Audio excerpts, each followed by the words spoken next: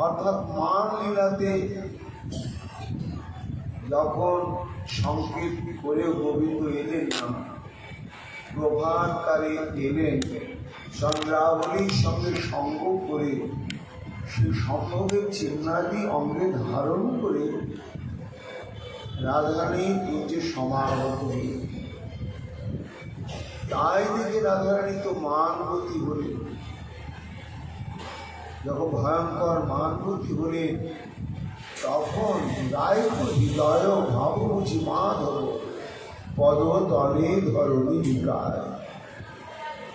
দুই করে দুই পদ ধরিলু মাধব তবহু বিমুখী বেরোয়। কেননা তিনি তো প্রেম কাঙ্গাল। কাজে প্রতিশ্রুতির কথা, সংকেতের কথা, ভক্তের প্রেমের মহিমার কাছে ঝোপে টিকে না। তাই চন্দ্রাবলী প্রেম আকুতিকে উপেক্ষা করতে পারে না। কিন্তু তাই বলে রাধারানীকে বলে মর্যাদা রক্ষার জন্য ঠিক এসেছে। কিন্তু রাধারানী তো একটা মা। তখন শ্রী গোবিন্দ আমার চরণ তিনি কত কাঁদলেন, কত স্তুতি করলেন, কত রতি করলেন, কিন্তু কিছুতেই রাধারানীর মান যখন ভঙ্গ হলো না, রায় তো অনাদর বুঝি রসিক বড় অভিমানে করল মায়া। তখন গোবিন্দ দেখছেন যে আমি যদি এখানে থাকি তাহলে আমার প্রিয়তমা রাধারানী আরো কষ্ট পাচ্ছে, উদ্বিগ্ন হয়ে পড়ছে। এই জন্য কাউকে অকারণে উদ্বিগ্ন করা উচিত নয়। আমি এখন স্নানান্তরে যাই, কাঁদতে কাঁদতে রাধারানীর কৃপা থেকে বঞ্চিত হয়ে কাঁদতে কাঁদতে যাচ্ছে। এইবার আর গোবিন্দের কোন শব্দ কানে আসছে না। রাধারানী ধীরে ধীরে অবসারণ করে পদতলের দিকে তাকিয়ে দিচ্ছেন। আমার প্রাণবল্লভ নেই, চরণের তলাটি কর্দমাক্ত হয়ে গেছে। এই তখন শ্রীমতী রাধারানীর অন্তরে আত্মধিক্কারের হৃদয় হয়ে গেল। ইস, আমি একটু অন্যায় কাজ করলাম। হাহাকার করে তখন তিনি প্রলাপ বিলাপ করতে শুরু করেন। কলহান্তরিতা দশা, এই সব অনুভব স্রজক শিক্ষা দূরে স্বয়ং পরিতান কৃষি বিপুনা প্রিয়া বাসস্পৃশ্য শ্রুতি পরিসরন্ত বিনর্কতা নমন্বেষ সৌনি বিলুটিত শিখম পরিষ্কি নময়া মনস্থি নিতম মেষ পুটতি পুটো আকার বিতর্মিত। হাহাকার করে আত্মনাদ করতে দেখতে, হা গোবিন্দ কোথায়? সখীরা বলে কি হলো রাধে? এই দেখ আমার জন্য পথ চলে গেল। স্রজ ক্ষিপ্তা ধরে সানুপরিত, ওই দেখ আমার চরণের তলে তার প্রিয় মালাটা পরে রয়েছে, চূড়া বাঁশি, তার প্রিয় মালিকা সব আমার চরণে উপহার দিয়ে কত খাঁতি। লেখো লেখো লেখো রায় সাধের মুরলী পরশিতে চাই তোমার চরণের। কিন্তু সখী ক্ষিপ্ত দূরে, আমি তো গ্রহণ করার দূরের কথা ছুঁড়ে ফেলে দিলাম। প্রিয়া বাসস্পৃশ্য শ্রুতি পরিসরান্ত বিনক্তা। এই যে কাঁদতে কাঁদতে ক্ষমা চেয়ে কত কাকু বাণী বললে, সেই বাণী শ্রবণ করে পাষাণও হয়তো বলেছিল, কিন্তু হায় প্রতি শ্রুতি পরিষদে বিলক্ষণতা একটু কর্ণে আমি গ্রহণ করলাম না। নমন্বেষে সৌনি বিলুটিত শিখম, কত যোগীর সন্ন্যাসী যার চরণে নিজেদের মস্তক স্পর্শ করার জন্য কত কঠোর কত তপস্যা করে চলেছে সখী, সেই সাধন দুর্লভ আমার প্রীতম নমন্বেষ সৌনি বিলুটিত শিখম, আমার চরণে তার স্মৃতিবিচ্ছ লাঞ্ছিত বিরোধ জোড়া সমন্বিত এবং সুকুঞ্চিত কেশে শোভিত সেই মস্তক কতবার লুণ্ঠিত করলেন। প্রক্ষিণ মায়া একটু বাঁকা ভাবেও আমি একটু তাকে দেখলাম না। হায় এখন বুঝতে পারছি, এখন আমার অবস্থা কি কেমন জানিস? মনস্থে এদন মেস্তুতি,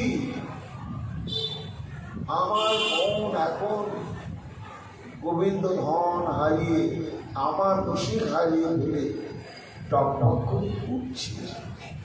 কেমন ফুটছে? উটো পাকার বেতন নিগম। উটো পাক কাকে বলে না? যারা কবিরাজ তারা বিভিন্ন রকম রসায়ন, আসব, সালসা, অরিষ্ট এসব তৈরি করে, তাতে অনেক শেকড় বাকড় গাছের ছাল অনেক কিছু ভিজিয়ে রেখে সেটাকে আবার চাল করতে হয়। তার জন্য উটো পাকের জন্য ওই কুমোর পাড়া থেকে এক ধরনের পাত্র নিয়ে আসে, তার মধ্যে সেই তরল প্রস্তুতি রেখে মুখটা এমনভাবে বন্ধ করে দেয় যে যতই ভেতরের বস্তুটা টকবক করে ফুটুক কিন্তু কখনো বেরিয়ে যাবে না। তারপরে আগুনের মধ্যে যখন দিয়ে ফুটাতে থাকে তা সেই বাষ্পভূত হয়ে বেরিয়ে যেতে পারে না, সহ্য করতেও পারে না। সেই বদ্ধ পাত্রের মধ্যে ভেতরে তরল পদার্থটি যেমন টকটক করে ফুটতে ফুটতে অসহনীয় যন্ত্রণায় কাতর হয়। সখী মনস্থে বেদন মেস্তুতি, আমার অন্তঃকরণ এইরকম বুঝছি। কার দোষ নয়, তোদেরকে আমি দোষ দেব না, এই দোষটা আমার নিজেই। কলহান্তরিতা নাই খারাপ, আপন শির হাম আপন হাতে খাটু, কাহে করিলু হেন মা, সে তো হলি বহু বর্ণ, তার প্রতি আমার মান করা সাজে, কিন্তু মান করে তাকে আমি বিতাড়িত করে দিলাম। এই যেন নিজের হাতে আমি নিজের মাথাটা কেটে দিলাম। শ্যাম সোনা গরো নববর শেখর, কাহা সখী করণ মায়া জানি, কেমন সে দুর্গম তপ করত কত করি দিল জান, जो गानो कोई नहीं पाয়। অনন্ত কোটি ব্রহ্মাণ্ডে কত যোগী কহে দিন চণ্ডীদাস, কি বল হইবে বলো, গোড়া কেটে আগে জল দিয়া। রাধা দাসের অভিমানে রাধারানী যখন কাঁদতে কাঁদতে বলছেন, এই যে আমার নিজের দোষে আমি গোবিন্দ হারালাম, এই শেল আমার মরণ শেল হয়ে বুকের মধ্যে তৈরি গেল। গোলামন দিয়ে ভাবাবিষ্ট পদকবি রাধা দাসীর আবেশী বলছেন, ওর আগে করলি কেন? গোড়াটা গাছের গোড়াটা কেটে দিয়ে মাথায় এখন যতই জল ঢালো তার কোনো মূল্য নেই, কোনো মূল্য। নায়িকা দশায় রাধারানীর এই প্রাপ্তি। আধর প্রেম কহিলে নাহি হেল সবু বল্লভ খান। সখী, একে আমি গোবিন্দ হারা, তাকে তোরাও আমাকে ছেড়ে কোথাও যাস না রে। আমি একটু কেঁদে কেঁদে আমার হৃদয়টা আমি একটা হালকা করি। আমি প্রথমে বুঝতে পারি সুখেরা যেন বলছে কাঁদছিস না, এখন কাঁদলে কি হবে? আগে জ্ঞান ছিল না, বুঝতে পারিস যে সাধন দুর্লভ, যোগী যারে পায় না যোগে, মনি যারে পায় না ধ্যানে, সেই ধন প্রাণ বলিল। আমি বুঝতে পারিনি, অন্ধ হয়েছিলাম। কিরকম অন্ধ হয়েছিলি? আধল প্রেম কহিলে নাই হের সবহু বল্লভ। প্রেম কি আমি জানতাম না,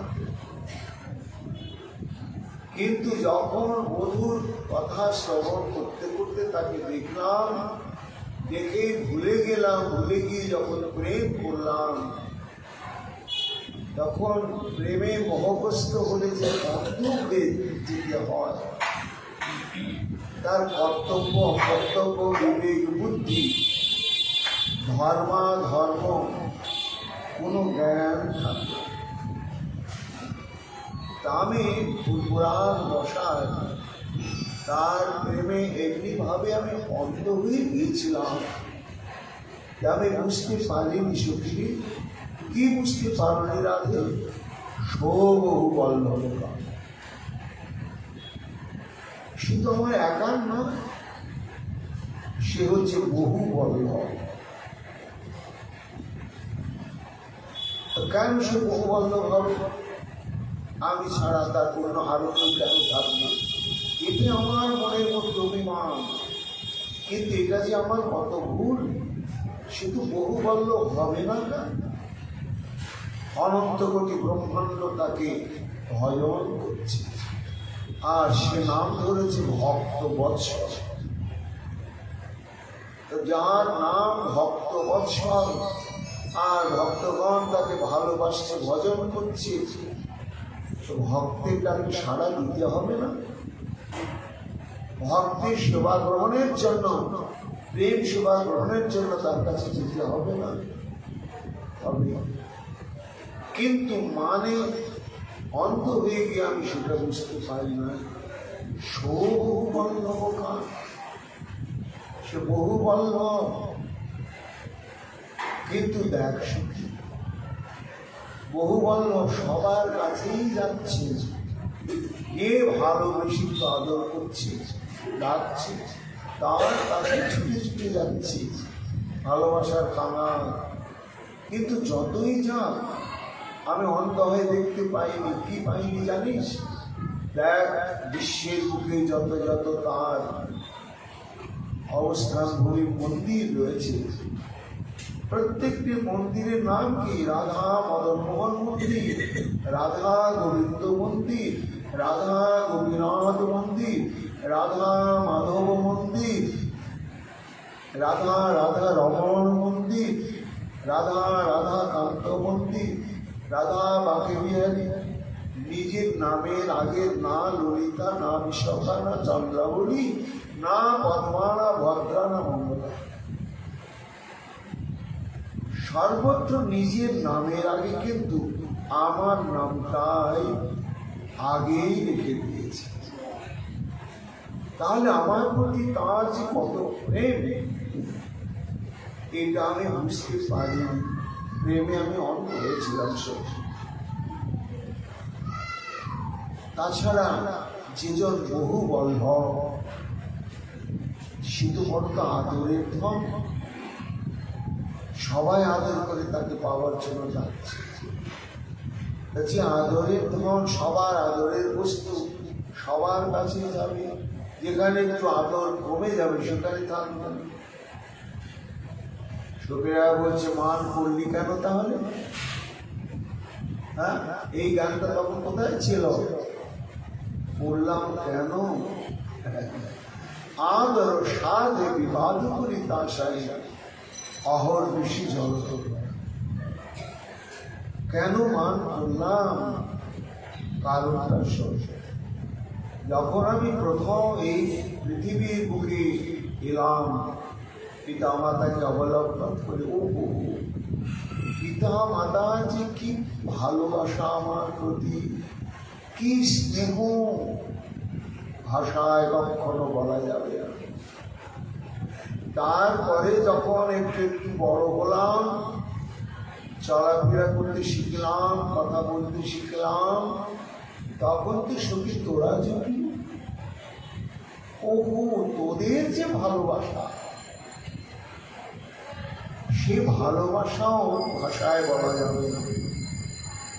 তোদের ভালোবাসার কাছে আমি ঋণী।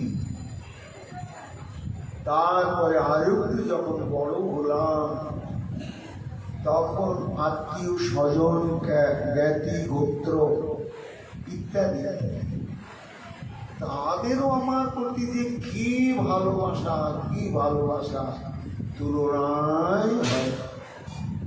সেই যাকে সেই আমাকে সম্মান করে, মর্যাদা দেয়, ভালোবাসা। এত এত পিতা মাতার ভালোবাসা পেতে পেতে, তোদের ভালোবাসা পেতে পেতে, আত্মীয় স্বজনের ভালোবাসা পেতে পেতে, জগৎজনের ভালোবাসা পেতে পেতে, আবার জগৎ যাকে ভালোবাসে সেই গোবিন্দ আমাকে ভালোবাসে। আর তার ভালোবাসার তুলনা নেই। বালককে শয়ন না রাখে কখনো আপন হৃদয় বিনে। কেমন তার ভালোবাসার পরাকাষ্ঠা! আমার জন্য শয্যা নির্মাণ। সেই ফুল নরম, কতটা নরম ফুল পরীক্ষা করে। কিভাবে পরীক্ষা করে? না, নরম নরম বেছে কুসুমগুলো তুলে তার ডাগর ডাগর নয়ন বিস্ফারিত করে নয়নে স্পর্শ করে। নয়নে যদি ব্যথা না বাজে, তখন বলে কুসুম তুমি এতই নরম যে আমার নয়ন স্পর্শ করলো কিনা বুঝলামই না, তুমি একমাত্র রাধারানীর সেবা চাও। এইভাবে কুসুম দল দিয়ে আমার শয্যা সুসজ্জিত করে কাঙাল হয়ে ডাকে রাধে। আমি ধেনু চড়ানো রাধার রাজনন্দিনী শয্যা প্রস্তুতের কোনো অভিজ্ঞতা নেই, চক্ষতা নেই, কিন্তু মনটা তো মানে না। তোমার সেবা করবার জন্য মন ব্যক্ত, তাই সাজিয়েছি, কৃপা করে গ্রহণ করো। চোখের জলে ভাসতে ভাসতে ভাবে আবেদন, আমি তার সুখ হবে জেনে। সেই শয্যায় যখন শয়ন করতে যায়, তখন পালনকে শয়ন না রাখে কখনো আপন হৃদয় বেড়ে। তখন ওই পালনকে থেকেই রাধে রাধে দাঁড়াও, না আর না, ওইখানে তোমাকে শয়ন করতে হবে না। কেন বলু? এমন করে তুমি সাজিয়েছ আমার জন্যই। বলে দেখো সাজিয়েছি, কিন্তু সন্দেহ যাচ্ছে। কি সন্দেহ? অজ্ঞাত সারে যদি এই কুসুমের মধ্যে কোনো দুষ্ট কীট থেকে থাকে, যদি ক্ষুদ্রাতি ক্ষুদ্র কণ্টক থাকে, তাহলে কুসুম হতে অতি সুকোমল তোমার অঙ্গে যে ব্যথা বাঁচবে, এই সন্দেহে আতঙ্কিত আমার অন্তর। তাই ওখানে নয়। কেননা শয্যার কুসুমের সৌন্দর্য আছে, সৌকোমল্য আছে, সৌগন্ধ আছে, সৌরস্য আছে, কিন্তু তোমার জন্য কাঙাল রাখালের মুখে যে প্রেম আছে, সেটা তো ফুলের মধ্যে নেই রাখা। তাই সুখ সৌগন্ধে নয়, সৌকোমল্যে নয়, প্রেমে। এইভাবে হৃদয়ে ধরে রাখে। এমন যে তার ভালোবাসা, সেই ভালোবাসা পেতে পেতে আমার দুর্বুদ্ধি হল। যে এর উপর আরো ভালোবাসা পাওয়া যায় কি, আরো বেশি বেশি ভালোবাসা পাওয়া যাবে। এই আরো বেশি ভালোবাসা পাওয়ার ধাঁধায় আদর সাধু বিবাদ করিতাশা, তাই একটু ইচ্ছা করে পান করলাম আরো বেশি বেশি আদর পাওয়ার জন্য। কিন্তু কি হলো, আদর পাওয়া তো দূরের কথা সখী, আমি অহর্নিশি জলত পড়া। এখন গোবিন্দ বিরহা নয়, আমার অন্তর বাড়ি সব চলে ঘুরে যাবে। সখীরা বলছে আমরা আগে পালন করেছিলাম, সব করতে চাস না, শুনলি না, আর দাঁড়া দাঁড়া, একে আমি কাঁদছি কৃষ্ণহারা, তোর আবার মরার উপরে খা দিচ্ছিস। সখী তোরে কই মরমটি দাহ। একটা অভিজ্ঞতা আমার অর্জন হলো, সেটা তোদের কাছে খুলে বলছি, কাকে বলবো, তোরা মরম সখী। কান দুঃখে যোধনী রক্ষই সই দাবিনী জগমা। এটা আমার হলো, এই ভুলটা যেন জগৎবাসী আর কেউ না করে। কি কান দুঃখে যোধনী রক্ষই, দোষ মানে দোষ। গোবিন্দের যারা দোষ দর্শন করবে তারা কোনোদিনই জীবনে সুখী হতে পারবে না। সারা জীবন তাদের ভয়ঙ্কর দুর্বিষহ ত্রিতাপে চালায়, জ্বলে পুড়ে মরতেই হবে, মরতেই হবে। যেটা হয় মাধুসূদী বাধামেরও হয়। এত ভজন করবার চেষ্টা করছি, যেটুকুনি ফাঁকি দিচ্ছি না, ঠাকুর তোমার বিচার নাই, তবু তুমি আমার ভাগ্যে এটাই করলে। এই যে মনোভূতিটা, এই মন্তব্য, দোষটা গোবিন্দের দিকে চলে যায়। এত তোমার ব্রত উপবাস দান ধ্যান বৈষ্ণব সেবা এত কিছু ব্রজে মাস করছি, আর ঠাকুর তুমি এই করলে। এটা মুখে বলি, না হলে অনেকে মনে মনে অজ্ঞাত সাধু এসে যায়। রাধারানী বলছেন সাধু সাবধান, গোবিন্দকে এইভাবে কেউ দোষ দর্শন করবেন না। কেন না, ব্যথা বেদনা যত কিছু ঘাত প্রতিঘাত, এটা আমার পাওনা আছে, আমার কৃতকর্মের ফল। এটা গোবিন্দের দিকে আঙ্গুল তুললে হবে না। যারা এই তত্ত্বটি সম্ভব অনুভব না করে গোবিন্দের দিকে আঙ্গুল তুলবেন, সই লাভেরই জগৎ। সারাটা জীবন তার কাঁদতে কাঁদতে কাঁদতে কাঁদতেই যাবে। এই অভিজ্ঞতাটা আজ আমি এই কলমান্তরিতা দশা প্রাপ্ত হয়ে অনুভব করলাম। जो हम मान बहुत करी मान हलु कान को मिनती उपेक्षी। গোবিন্দের চাইতো আমার কাছে মূল্যবান হলো, প্রয়োজনীয় বস্তু হলো মান। তাই কত কেটে সেটে গেল, তবু আমি মানের মর্যাদা রক্ষার জন্য তার উপেক্ষা করলাম। কিন্তু এসব আমার অভিজ্ঞতা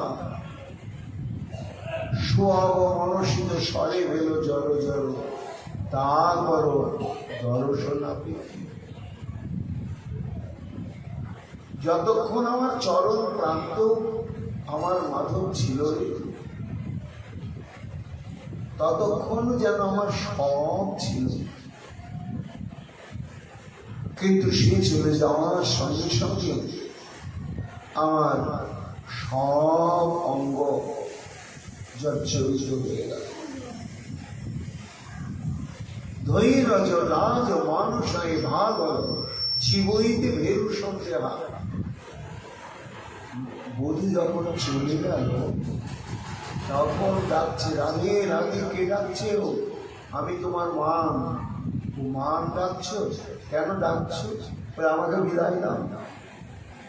সে কি মা, তোমাকে আমি বুকে নিয়ে গোবিন্দকে ত্যাগ করলাম, তাড়ালাম, আর তুমি কি বলছো বিদায় চাইছো? হ্যাঁ, কেন? আমি মান, আমার মর্যাদা ততক্ষণই থাকে যতক্ষণ গোবিন্দ তোমার চরণ ধরে সাদাসাদি করে। আজ তোমার চরণ সাধবার আর কেউ নেই, আমারও অস্তিত্ব নেই, আমি জানি। মান চলে গেল, সুখী প্রাণবল্লভ চলে যাওয়ার সঙ্গে সঙ্গে মান গেল, ধৈর্য। সে বলছে রাধে আমাকে বিদায় দাও। কে তুমি? আমি তোমার ধৈর্য। সে কি ধৈর্য? সব চলে যান, তুমি যেও না।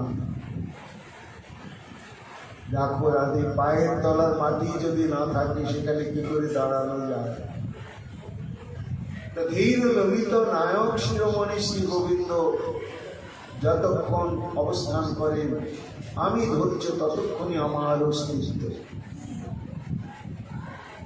সেই নায়ক শিরোমণি গোবিন্দই যখন চলে গিয়েছে, আমার আর কি প্রয়োজন? আমাকে বিদায় দাও। লজ্জা হচ্ছে রাধে, আমাকেও বিদায় দাও। লজ্জা, তুমিও শেষে বিদায় নিচ্ছ।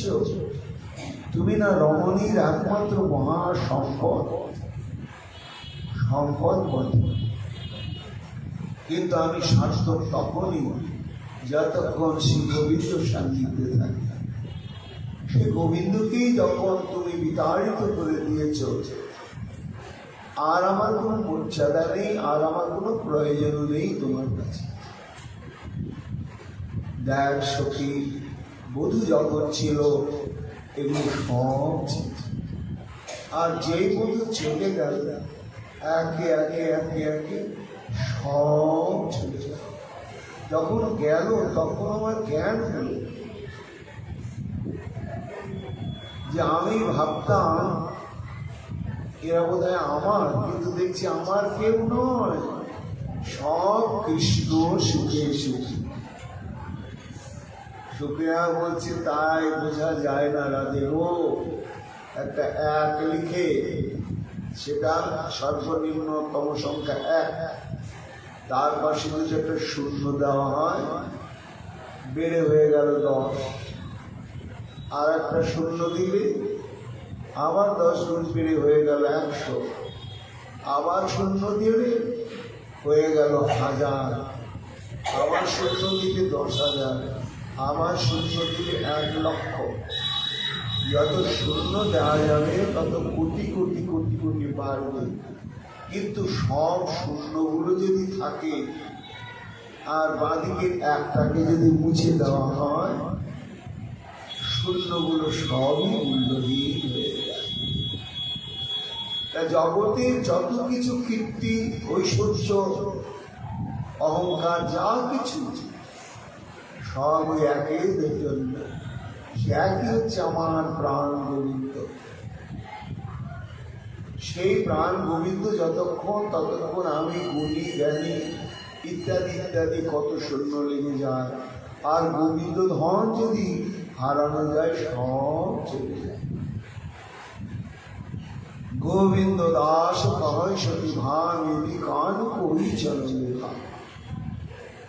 মহাজন বলছেন, হ্যাঁ রাধে কাঁদো, এটা কৃষ্ণ প্রেমেরই বৈশিষ্ট্য।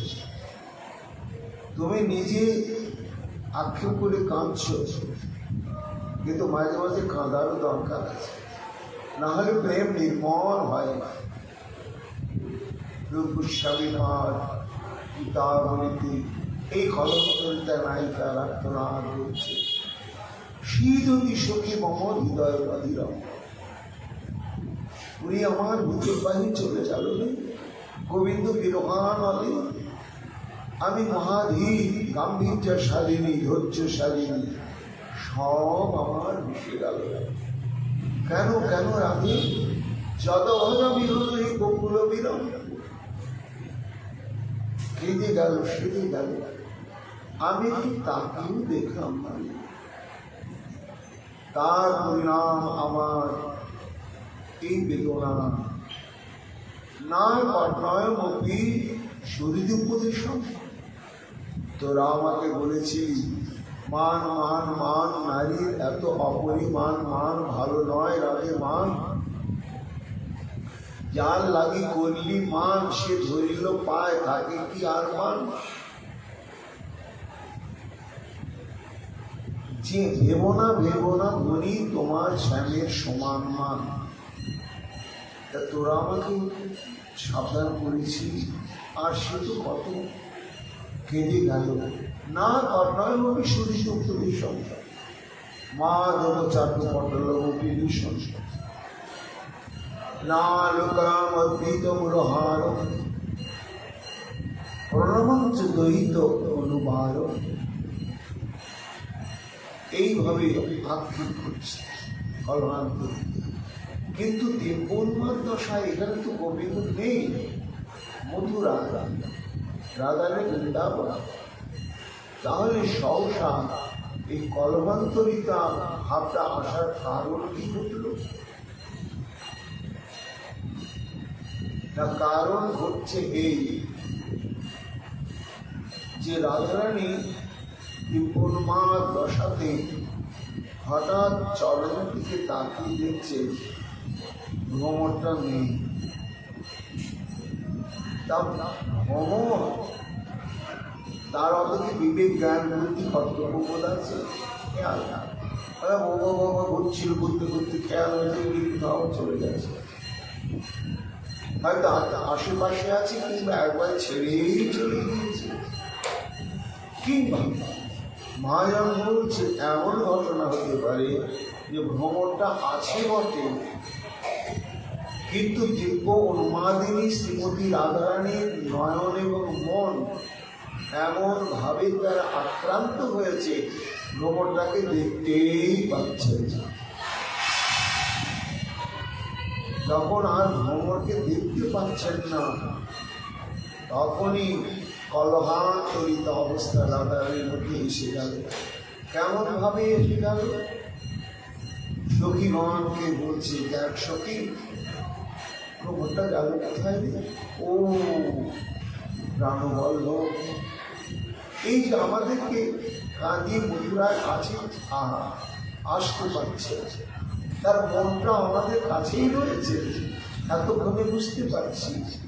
তাই সুখী, তার এই সুতীব্র বিরহে আমরা যাতে প্রাণান্ত দশা প্রাপ্ত না হই, সান্ত্বনা দেওয়ার জন্য আমার সোনার মধু কোনো মানুষকে খুঁজে না পেয়ে ভ্রমরকে দূর করে পাঠিয়েছে। কিন্তু হায়, আমি তার সম্মান করলাম না, তার বক্তব্য শুনলাম না, উল্টো আমি সেই গোবিন্দেরই দোষকীর্তন করলাম, আর তারও দোষকীর্তন করলাম। এতে কি হলো? সে বিতাড়িত হয়ে গেল। আমি নিজের পক্ষের মধ্যে নিজে আগুনটা জ্বালিয়ে দিলাম। চলে গেল, ফিরে গেল, এবং ফিরে গিয়ে আমার মনে হয় প্রাণবন্ধু সব কথা খুলে বলেছে, আর সব শুনে উদাসীন হয়ে গিয়েছে গোবিন্দ আমার।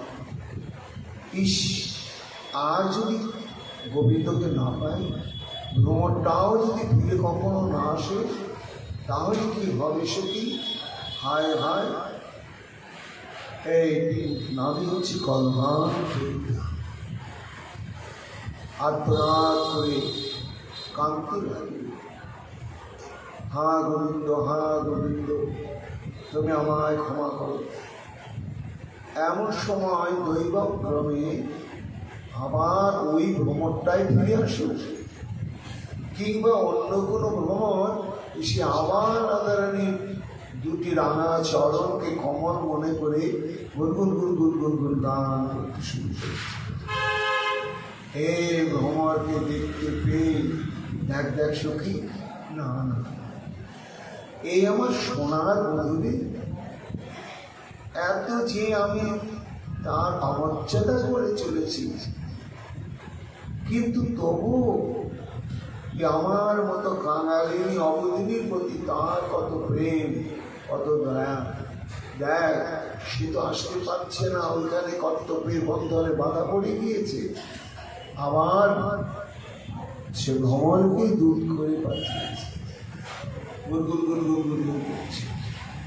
রাধারানী ভাবে সে বলছে, প্রিয় সখ কোন রাগা প্রিয়সা প্রেষিত কি?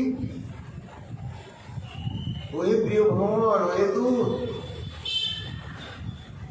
তুমি কি তোমার প্রভু বন্ধু শ্রীকৃষ্ণ কর্তৃক পুনরায় প্রেরিত হয়ে কি আবার এলে?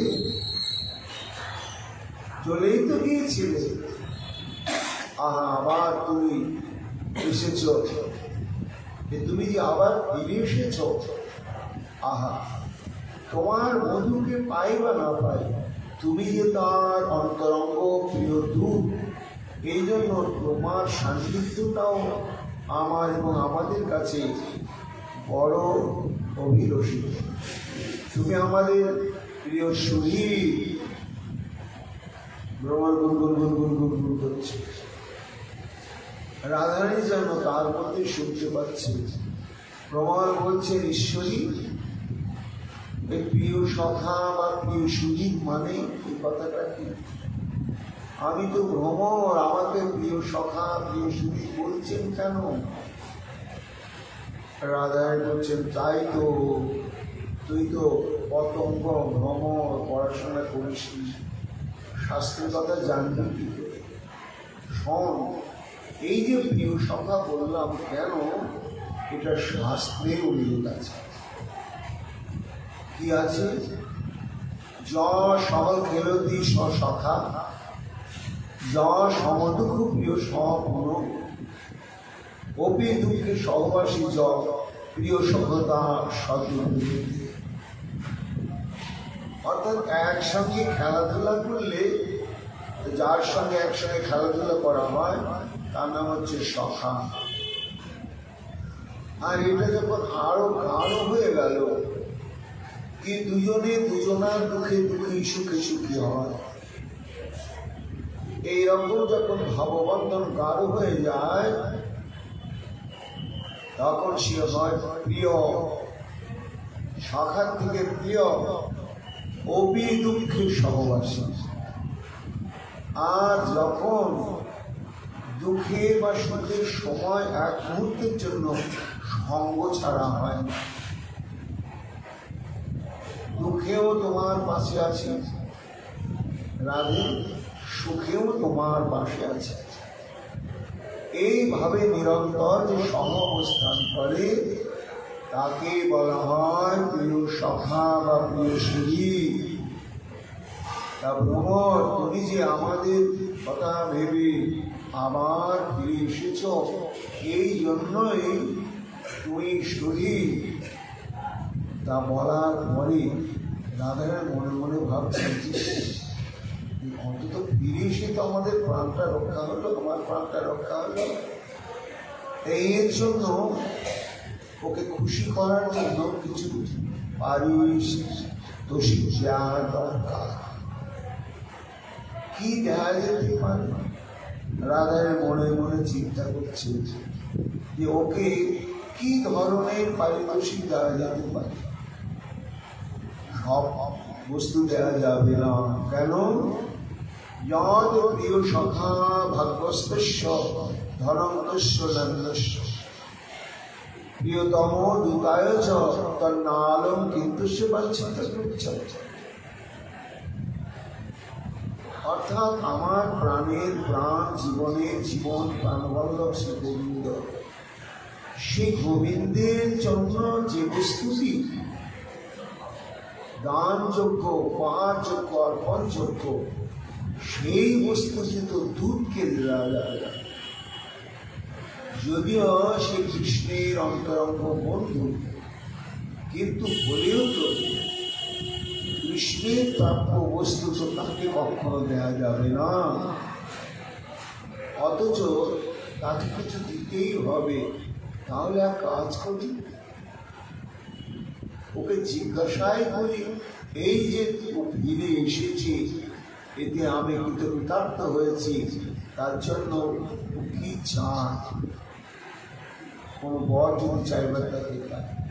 তখন রাধারানী বলছেন, ভ্রমর বড় কিমর রুন্ধে মাননীয় পিবে অঙ্গ, হেদু তুমি আবার ফিরে এসেছ, এই জন্য তুমি আমার অত্যন্ত মাননীয় সম্মানের পাত্র। তোমার কাছে আমি বিশেষভাবে অনুরোধ রাখছি যে আমার কাছে তুমি তোমার কি প্রার্থনীয় বস্তু তুমি প্রার্থনা করে বলো, প্রাণ খুলে বলো, আমি তাই প্রদান করি। ভ্রমর তো ভ্রমর মানুষের ভাষা বোঝে, আর তো প্রসঙ্গের গুরুত্ব বুঝি, তো গুনগুন গুনগুন করেই যাচ্ছে। আর রাধারানী যেন তার ওই গুনগুন শব্দের মধ্যেই ভ্রমণের মনের ভাষা শুনতে পাচ্ছে। ভ্রমর যেন বলছেন, ঈশ্বরী আমাকে যদি কিছু দান করার বাসনা থাকে, তা অন্য কোনো বস্তু চাই না, একটা অনুরোধ করব, সেই অনুরোধটা তুমি যদি রক্ষা করো সেটাই আমার কাছে পুরস্কার হবে, পারিতোষিক হবে। রাধাই বলছেন, তাই ভ্রমর তাহলে কি অনুরোধ? নিঃসংকোচে খুলে বল, আমি তোর অনুরোধ নিশ্চয় পূরণ করব, কি প্রাণ খুলে বল। ভ্রমর তখন বলছেন, হে ঈশ্বরী, এত শোক এত দুঃখ না করে আমি যে বরটা চাইছি সেটা হচ্ছে, আমি রথের ব্যবস্থা করছি, এক্ষুনি রথে আরোহণ করে মথুরায় গিয়ে আমার বধূর সঙ্গে মিলিত হয়ে যাবে। আর আমি অন্য কোনো বর চাই না, আমি নয়ন ভরে দেখতে চাই আমার বন্ধুর সঙ্গে আপনার মহামিলন ঘটেছে। যদি কিছু দিতে হয় তাহলে এই অনুরোধটি রক্ষা করুন। যে ভ্রমর এই কথা বললি, আর রাধারানী সঙ্গে সঙ্গে গদগদ কণ্ঠ, কি বললি ভ্রমর? মথুরা যেতে বলছিস? নয় সে কত হর্ষ, কখনো সেটি সম্ভব নয় রে ভ্রমর। কেন না, দুস্তজ দ্বন্দ্ববর্ষম, সে যে মধুপতি গণের মধুবধূগণের সঙ্গে, অর্থাৎ মথুরা বাসিনী রমণীগণের সঙ্গে যে মিথুনীভূত হয়ে আছে, নিরন্তর তাদের সঙ্গে শয়ন করছে, বিলাস করছে, কৌতুক করছে, কথোপকথন করছে, নাচ গান করছে, এই যে তাদের সঙ্গে সর্বপথে সঙ্গ, এই সঙ্গ পরিত্যাগ করে কখনো আর প্রাণ খুলে আমার সঙ্গে মিশতে পারবে না, পারা সম্ভব নয়। কেন? দুস্তজ মধুকর স্বভাবান যাত্রা সর্বেশাং চ প্রমোদ মাহাত্মা মধ্যে শপদাম অন্নঞ্চৈষী কথম মান সাক্ষী। ভ্রমণে বুঝলাম তো স্বভাবটা হচ্ছে গুনগুন গুনগুন গুনগুন গান করে মানুষের কর্ণরসায়ন করে, মানুষকে আনন্দ দান করে। এই জন্য ভ্রমরের গুঞ্জনকে সবাই খুব পছন্দ করে, পায়। কিন্তু যতই তুই সবার আনন্দদায়ক হও, কি করে মত প্রিয় সখা আমার সখা হয়ে তুই কথম মান সম্পত্তি, সেখানে গিয়ে আমি কি দেখবো বল? ওই সমস্ত মথুরা বাসিনী যুবতীর সঙ্গে আলিঙ্গনাবদ্ধ হয়ে তোর বন্ধু অবস্থান করছে সেটা আমার চোখে দেখতে হবে। আর দেখার পরে আমার মনের ভিতরে যে আগুন জ্বলে উঠবে, এখন দেখিনি, মনের খেতে চাই করি, তবু মনের মধ্যে দৃঢ় বিশ্বাস নিয়ে রেখেছি শ্যাম আমার, শ্যাম আমার, শ্যাম আমার। কিন্তু মথুরায় যখন যাব, যে ওই দৃশ্য যখন দেখব, তখন সেই বিশ্বাসটা তারা আমি রাখতে পারব না। দংহে জন্মম দুঃখম কৃষ্ণ শপথেষু অবিভোর মামপি বিরহ ব্যাধি মৃত্যু সযত্ন তাম। তুই আমার মনের কথা বুঝলি না, আর তোর বন্ধু সেও বুঝল না। সেই জন্য তোদের এইরকম স্বপ্ন দেখ, একবার চিন্তা করে দেখ, এখানে কি হবে না আমাদের মর্মপীড়া। আর আমাদেরকে দেখলে ওই মথুরা বাসিনী যে ষোড়শীরা তাকে আলিঙ্গন করে রয়েছে, আমাদের তত্ত্ব তারা জেনেছে তো, তখন আমাদেরকে দেখে তাদেরও কষ্ট আরম্ভ হয়ে যাবে। তাহলে একদিকে আমাদের কষ্ট হবে, আর একদিকে তার কষ্ট হবে। আমাদের কষ্ট হোক, কিন্তু তারা যে কৃষ্ণকে সুখ দিচ্ছে, এই সুখ থেকে কৃষ্ণ বঞ্চিত হোক, এটা চাই না। এই জন্য এই কথাটা তুই ঠিক বললি না। ভ্রমর বলছেন না না, ঈশ্বরী ওরকম ভাববেন না, ওটা দূর থেকে বাইরে বাইরে কল্পনা করে রেখেছেন। কিন্তু শুনুন, আমি আসল কথা বলছি, আমার বধূ আপনাদের বিরহে কাতর হয়ে না ব্রহ্মচর্য ব্রত অবলম্বন করে রয়েছে। একেবারে অন্য রমণে মুখ দর্শন সঙ্গ করা বার্তালাপ একেবারেই নিষিদ্ধ। কাজে এমত অবস্থায় যদি আমি আপনাদের নিয়ে যাই বা আপনারা শুভাগমন করেন, তাহলে কি হবে, ওইসব মথুরা বাসিনী রমণীদের আরো লজ্জা হবে, সংকোচ হবে, তারা দুঃখিত হবে না। তখন রাধারানী বলছেন, ওরে বধূ, প্রত্যেক কাজে তোর কথা সত্য, কিন্তু আরো যে অসুবিধা কি, শতত মলসী সভ্য শ্রীবধূ শাকমাস্তি। আচ্ছা, মধুরা মধু মধুগণ না হয়, তারপর আকৃষ্ট না হলো তোর বোধা, কিন্তু সর্বক্ষণের জন্য ওরে ভ্রমর লক্ষ্মী রূপা কমলিনী সর্বক্ষণ বধূ রূপে তোর বন্ধুর সঙ্গে রয়েছে। অর্থাৎ গোবিন্দের বক্ষে স্বর্ণরেখার রূপে লক্ষ্মী দেবী রয়েছে। কেন রয়েছে না, শাস্ত্রে আছে যে একদিন বৈকুণ্ঠ ত্যাগ করে লক্ষ্মী দেবী শ্রীধাম বৃন্দাবনে এসে গোবিন্দের সম্মুখে তপস্যায় বসেছে। শ্রী প্রেক্ষাদৃশ্য সৌন্দর্য তত্র লুপ্তান ততস্তপ। কেননা গোপীগণের সৌভাগ্য দেখে লক্ষ্মী আদর হয়ে পড়েছে, ওই ভাগ্য তিনি পান না, তাই তপস্যা শুরু করেছে। পূর্ববর্তী প্রাহদান কৃষ্ণ কিন্তু তপস্যা পারল না। গোবিন্দ বলছি কি, বৈকুণ্ঠেশ্বরী লক্ষ্মী, তুমি আমার কার জন্য তপস্যা করছো? জগতে সবাই তোমার কৃপা পাওয়ার জন্য তপস্যা করে, তুমি আবার কার জন্য তপস্যা করছো? লক্ষ্মী বলছেন, বিজিভে দয়াবস্থায় গভীরূপীতি সপ্রমী। হে মাধব, আমি তপস্যা করছি, এই যে তুমি গোপীদের যে মহারাজ লীলায় কি সুখ পাচ্ছ আর ওদেরকে কি সুখ দিচ্ছ, এই সুখটা বই করছে।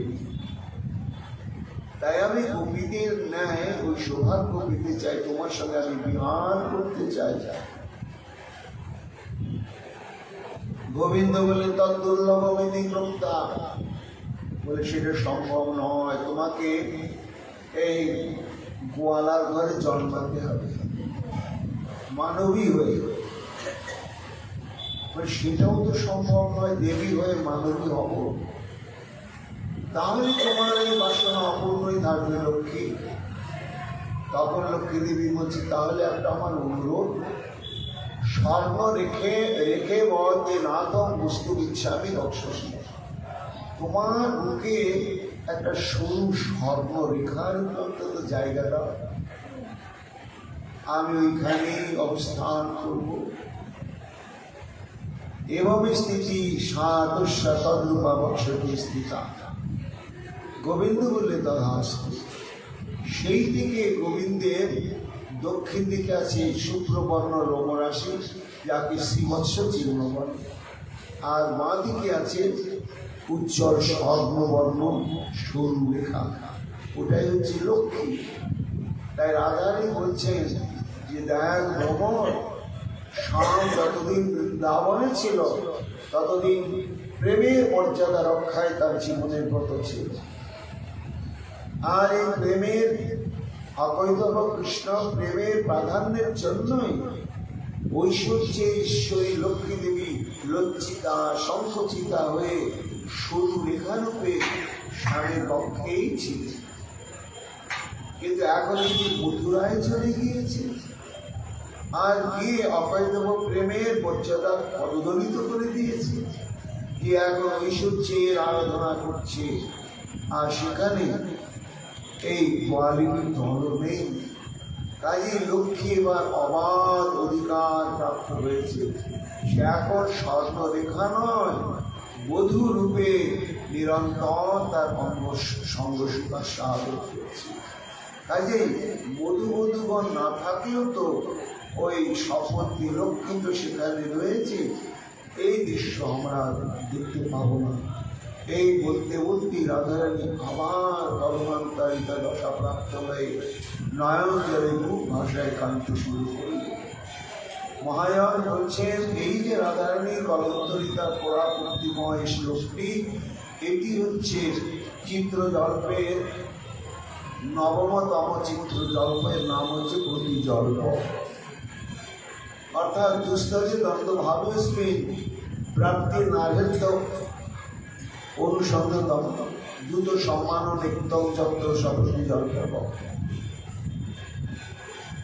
একে বলা হচ্ছে প্রতিজল্প। অর্থাৎ যে অন্য স্ত্রী কৃষ্ণের সঙ্গে সর্বদাই তাকে ত্যাগ করতে তিনি পারবেন না, এই জন্য তার নিকটে গমন করা উচিত নয়। এই যুক্তিকে প্রাধান্য দিয়ে যে নায়িকা দুঃখে কোনো বক্তব্য মন্তব্য বলেন, তাই নামই হচ্ছে প্রতিজল্প। এইভাবে আবার সেইটি উন্মাদ দশায় আচ্ছন্ন হয়ে আমার কি বলবেন আগামীকাল আমরা তো শ্রবণ কীর্তন করব। আজকের ভাগবতী কথা এখানে আসলে আমরা জয় জয় রাম।